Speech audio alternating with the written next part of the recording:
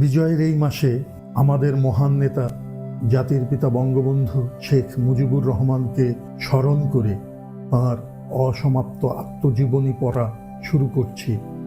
যারা তাকে ভালোবাসেন, যারা তার সমালোচনা করেন, অপছন্দ করেন, সকলেরই উচিত এই বইটি পড়া, তাকে জানার জন্য ও বোঝার জন্য। তার সমাজ ভাবনা, রাজনীতি ভাবনা ও বিশ্ব ভাবনার যৎসামান্য পরিচয় পাব এই বইয়ে। আশা করি সবাই সঙ্গে থাকবেন। কলকাতা গেলে যেন তার সঙ্গে দেখা করি। আমিও তার চিঠির উত্তর দিলাম। এইভাবে মাঝে মাঝে চিঠিও দিতাম।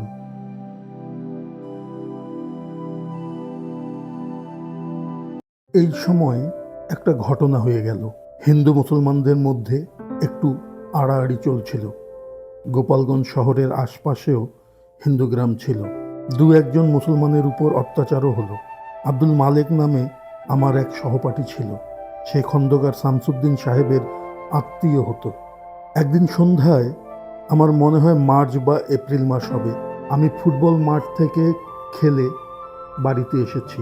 আমাকে খন্দকার শামসুল হক ওরফে বাসুমিয়া মোক্তার সাহেব, পরে যিনি মহকুমা আওয়ামী লীগের সভাপতি ছিলেন, ডেকে বললেন, মালেককে হিন্দু মহাসভা সভাপতি সুরেন ব্যানার্জির বাড়িতে ধরে নিয়ে মারপিট করছে। যদি পারো একবার যাও, তোমার সাথে ওদের বন্ধুত্ব আছে বলে তাকে ছাড়িয়ে নিয়ে আসো। আমি আর দেরি না করে কয়েকজন ছাত্র ডেকে নিয়ে ওদের ওখানে যাই এবং অনুরোধ করি ওকে ছেড়ে দিতে। রমাপদ দত্ত নামে এক ভদ্রলোক আমাকে দেখেই গাল দিয়ে বসল।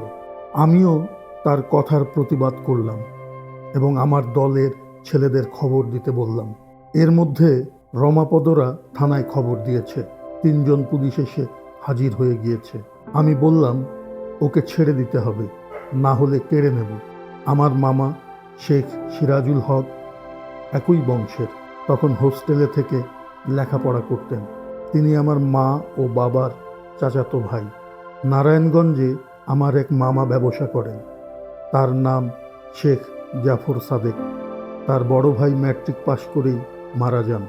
আমি খবর দিয়েছি শুনে দলবল নিয়ে ছুটে এসেছেন। এর মধ্যেই আমাদের সাথে মারপিট শুরু হয়ে গেছে। দুই পক্ষে ভীষণ মারপিট হয়। আমরা দরজা ভেঙে মালেককে কেড়ে নিয়ে চলে আসি। শহরে খুব উত্তেজনা। আমাকে কেউ কিছু বলতে সাহস পায় না। সেদিন রবিবার, আব্বা বাড়ি গিয়েছিলেন। পরদিন ভোরবেলায় আব্বা আসবেন। বাড়ি গোপালগঞ্জ থেকে 14 মাইল দূরে। আব্বা শনিবার বাড়ি যেতেন আর সোমবার ফিরে আসতেন। নিজেরই নৌকা ছিল। হিন্দু নেতারা রাতে বসে হিন্দু অফিসারদের সাথে পরামর্শ করে একটা মামলা দায়ের করল। হিন্দু নেতারা থানায় বসে এজাহার ঠিক করে দিলেন। তাতে খন্দকার শামসুল হক মুক্তার সাহেব হুকুমের আসামি। আমি খুন করার চেষ্টা করেছি, লুটপাট দাঙ্গা হাঙ্গামা লাগিয়ে দিয়েছি।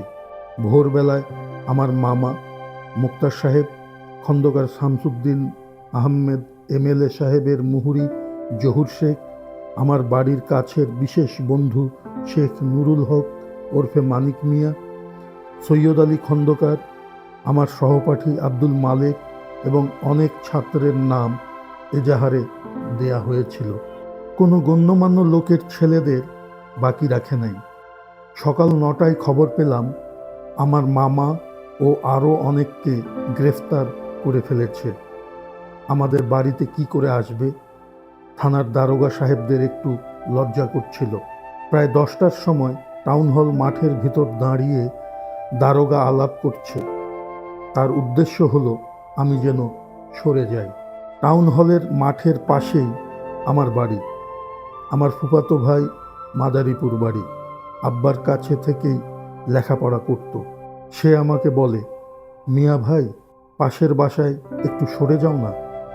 বললাম যাব না, আমি পালাবো না, লোকে বলবে আমি ভয় পেয়েছি। এই সময় আব্বা বাড়ি থেকে ফিরে এসেছেন। দারোগা সাহেবও তার পিছে পিছে বাড়িতে ঢুকে পড়েছেন। আব্বার কাছে বসে আস্তে আস্তে সকল কথা বললেন। আমার গ্রেফতারি পরোয়ানা দেখালেন। আব্বা বললেন, নিয়ে যান। দারোগা বাবু বললেন, ও খেয়ে দিয়ে আসুক, আমি একজন সিপাহী রেখে যেতেছি। 11টার মধ্যে যেন থানায় পৌঁছে যায়, কারণ দেরি হলে জামিন পেতে অসুবিধা হবে। আব্বা জিজ্ঞাসা করলেন, মারামারি করেছ? আমি চুপ করে থাকলাম, যার অর্থ করেছি। আমি খাওয়া দাওয়া করে থানায় চলে এলাম। দেখি আমার মামা, মানিক, সৈয়দ আরও 7-8 জন হবে, তাদেরকে পূর্বেই গ্রেপ্তার করে থানায় নিয়ে এসেছে। আমার পৌঁছার সাথে সাথে কোর্টে পাঠিয়ে দিল। হাত করা দেয় নাই, তবে সামনেও পুলিশ, পিছনেও পুলিশ। কোর্ট দারোগা হিন্দু ছিলেন। কোর্টে পৌঁছার সাথে সাথে আমাদের কোর্ট হাজতের ছোট কামরার মধ্যে বন্ধ করে রাখলেন। কোর্ট দারোগার রুমের পাশেই কোর্ট হাজত। আমাকে দেখে বলেন, মজিবর খুব ভয়ানক ছেলে, ছোড়া মেরেছিল রমাপদকে, কিছুতেই জামিন দেওয়া যেতে পারে না। আমি বললাম, বাজে কথা বলবেন না, ভালো হবে না। যারা দারোগা সাহেবের সামনে বসেছিলেন তাদের বললেন, দেখো ছেলের সাহস। আমাকে অন্য সকলে কথা বলতে নিষেধ করল। পরে শুনলাম আমার নামে এজাহার দিয়েছে এই কথা বলে যে আমি ছোরা দিয়ে রমাপদকে হত্যা করার জন্য আঘাত করেছি। তার অবস্থা ভয়ানক খারাপ, হাসপাতালে ভর্তি হয়ে আছে। আজ এ পর্যন্ত।